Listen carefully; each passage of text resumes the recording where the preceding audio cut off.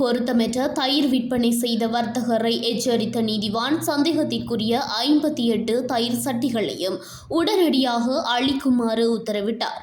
நேற்று புதன்கிழமை பிற்பகல் சம்மாந்துறை சுகாதார வைத்திய அதிகாரியின் வழிநடத்தலில் சென்ற பொது சுகாதார பரிசோதகர்கள் வாராந்த உணவு நிலைய பரிசோதனையின் போது தயிர் விற்பனை தொடர்பாக ரகசிய தகவல் ஒன்று கிடைத்திருந்தது.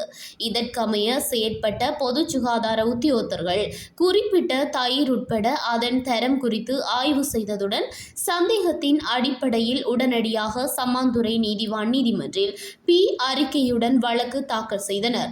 இதன்போது தயிரின் நிலையை பார்வையிட்ட நீதிமன்ற நீதவான் சம்பந்தப்பட்ட விற்பனையாளரை கடுமையாக எச்சரித்ததுடன் சந்தேகத்திற்குரிய 58 தயிர் சட்டிகளையும் உடனடியாக அளிக்குமாறு உத்தரவிட்டார்.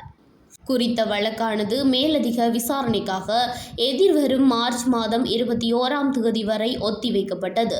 அத்துடன் இதுபோன்று விதிமீறல்களில் ஈடுபட்ட 6 வர்த்தகர்களுக்கு எதிராக வழக்கு தாக்கல் செய்யப்பட்டுள்ளது.